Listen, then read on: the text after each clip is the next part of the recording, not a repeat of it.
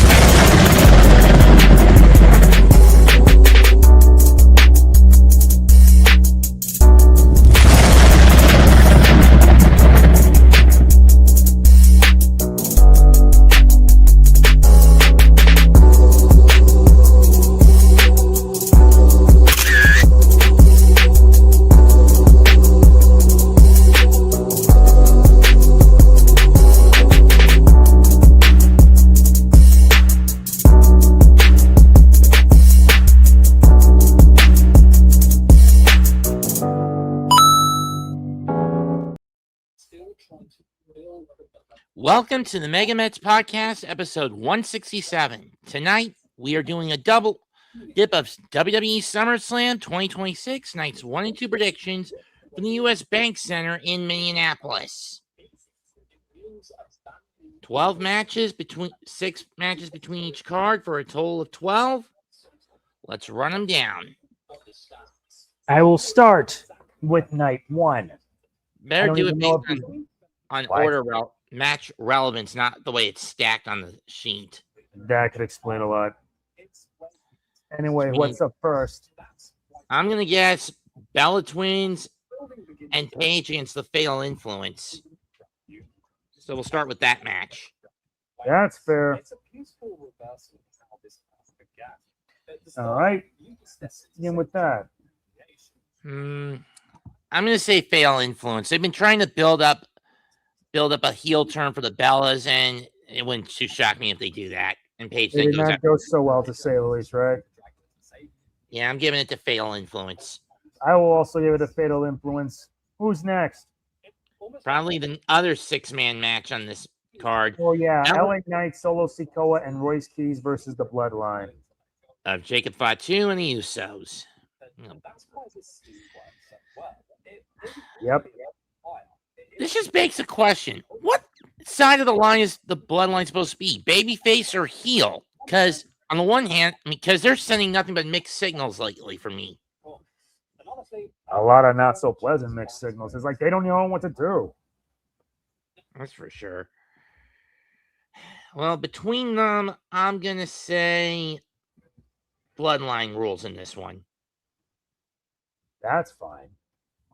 I will also put the Bloodline. Who's next on our matchup?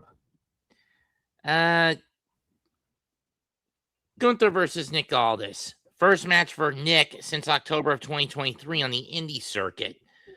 Ring rust will be a factor here. Can a man who was the standard bearer for the NWA in the late 2010s prove he still got it? Well, we're going to find out. So I'll pick Gunther. I will also go Gunther. What's next on our list? Liv Morgan versus Iyo Sky for the women's world title should be next. Mm-hmm. And I've heard rumors that recently Liv is pregnant, which is why she hasn't been wrestling much. They may as well just drop the belt so that way they can handle the pregnancy, or they're going to wait till she's going to be on maternity leave. I would rather have her drop it so she can go on maternity leave without consequence or the risk of a miscarriage. I'm giving this to Iyo. Because of the pregnancy, Liv hasn't defended the belt in months. I say I'm going to be picking Iyo Sky for this, for the sake of her well-being and her health. Next up, CM Punk versus Cody Rhodes for the undisputed WWE Championship.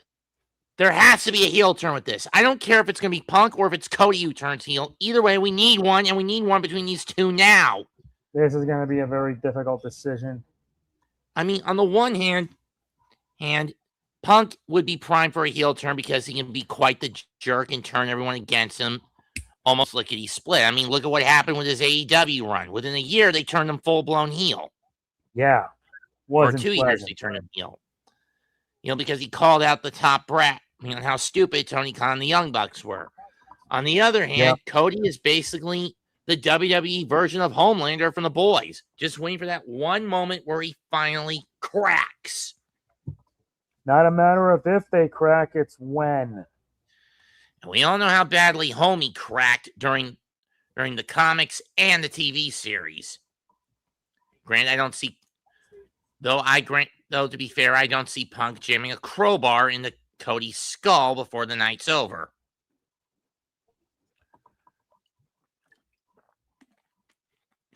Mm-hmm. Having said that, I'm going to say Cody leaves with the title for a fourth time, but he gets booed out of the building because he takes a shortcut. That would be hilariously fitting. But yeah, I take it you're going Punk to retain? Yeah, I will have the Punk because CM Punk knows how to deliver as a heel, honestly. He knows his stuff. So you want him to turn heel and keep it, where I want Cody to turn heel and get it back. Yeah. Mm-hmm.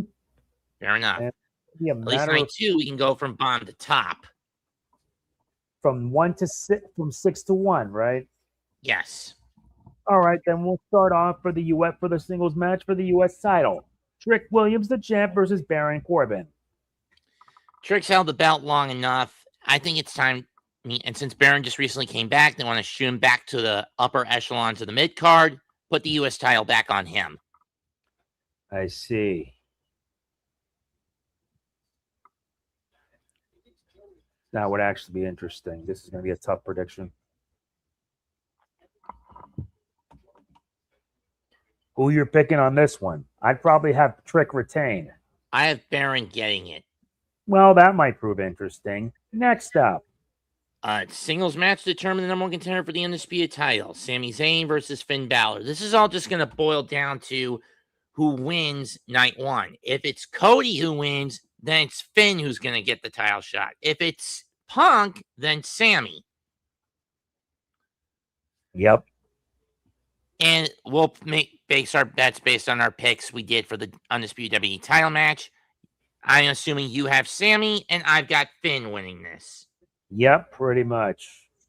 Ugh. I know. What can you do?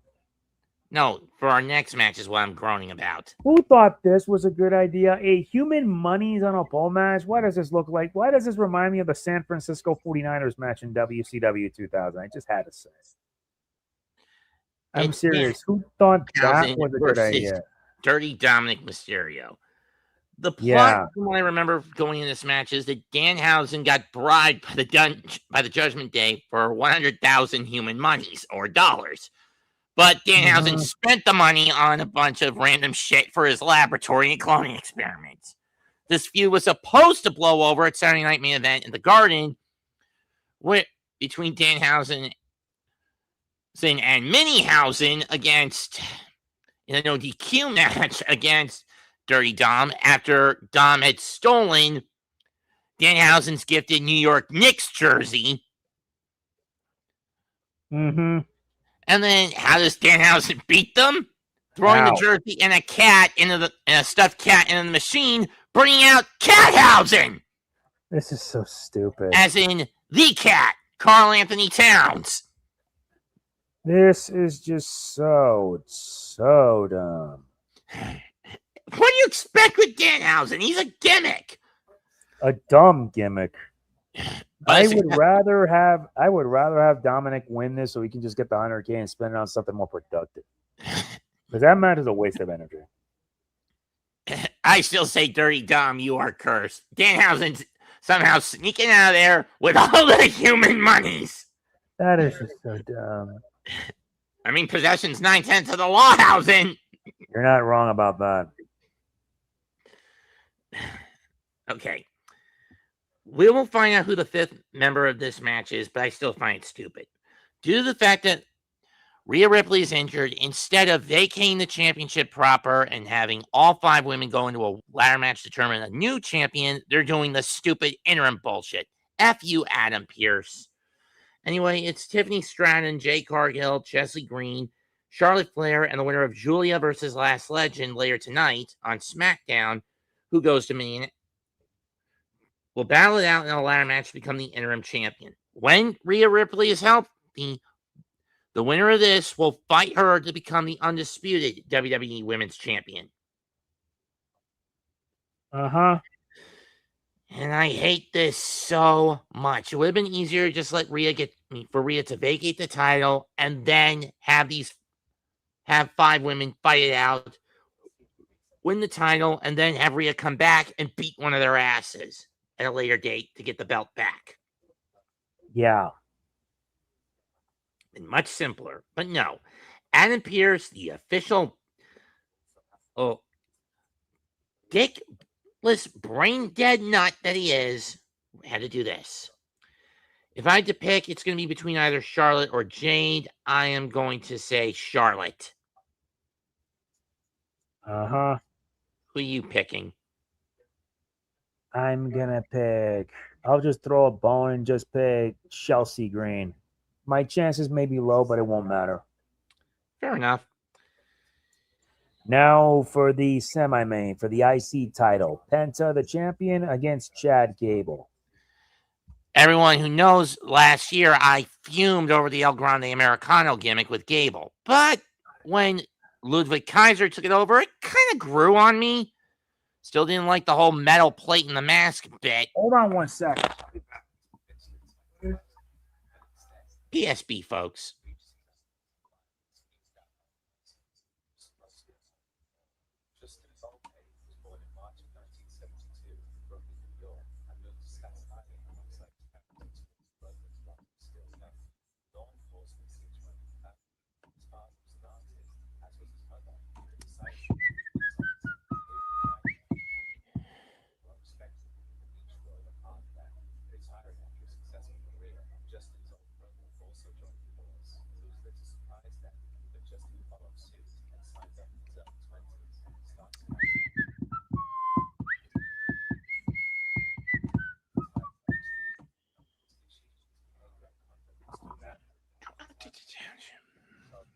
Sorry, let's continue.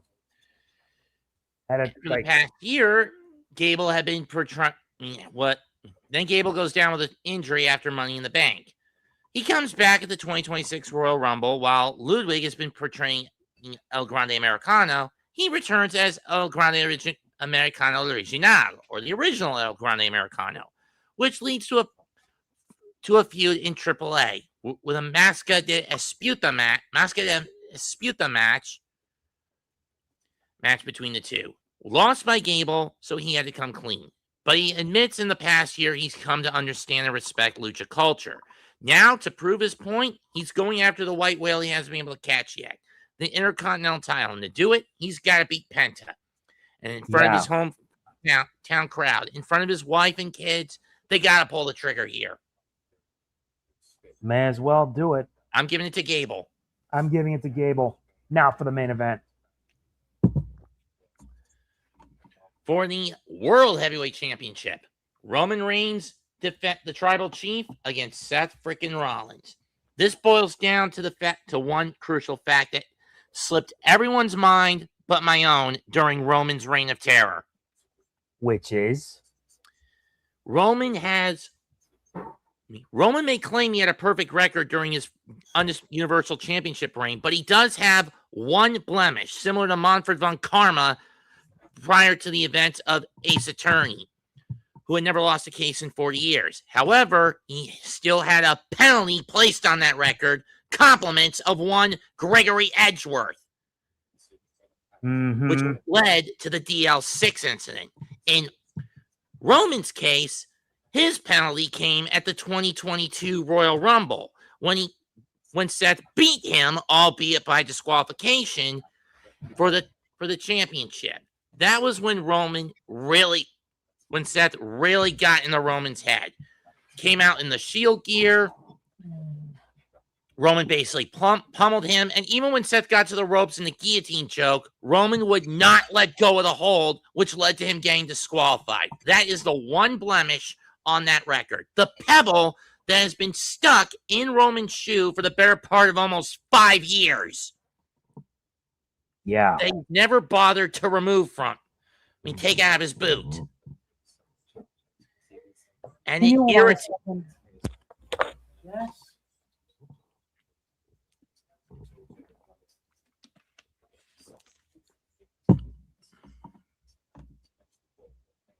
Give me 2 minutes. I'll be right back.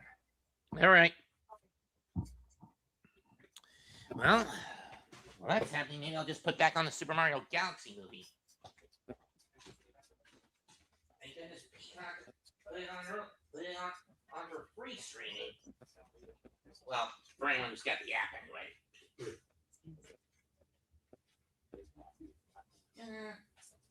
What about one of my usual hours of TV watching on Friday nights, which I don't normally do a lot of.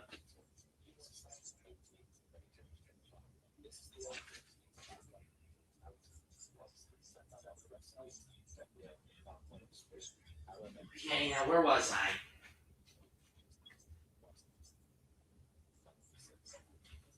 Oh, right.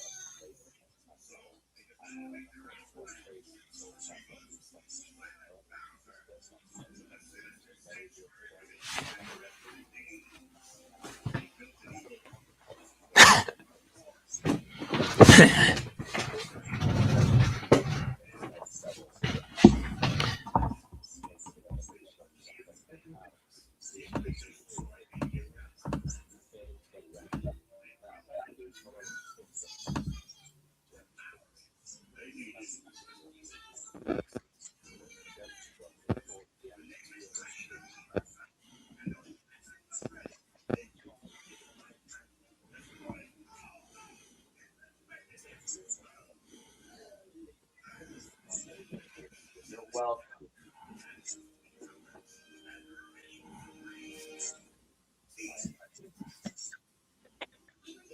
let's get back to it. Sorry, I had to take a little breather. Fair enough.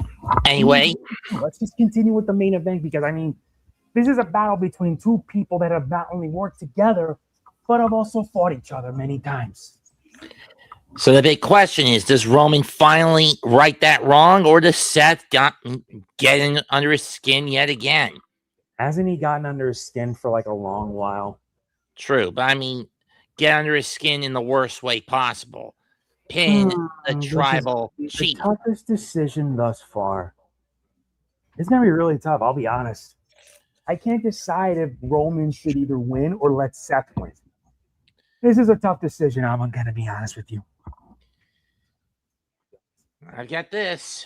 If it's heads, Roman. Tails, Seth. Flip it.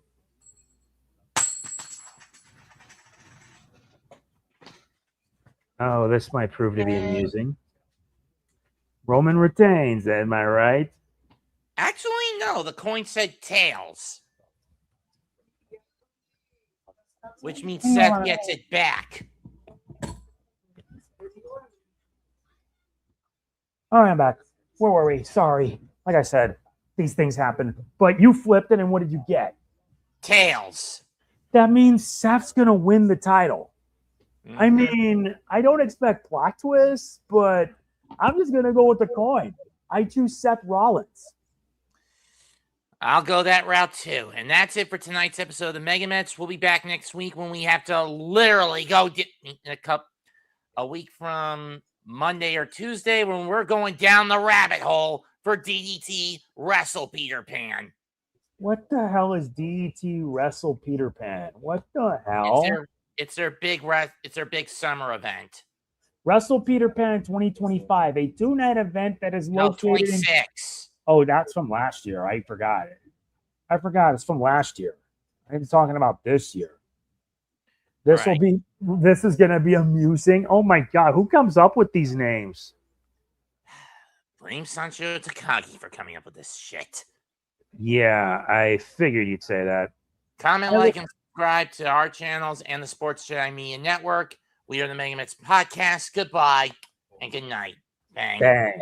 Excuse me, I'm watching the Super Mario Galaxy movie on Peacock. Have fun. I'll see you then.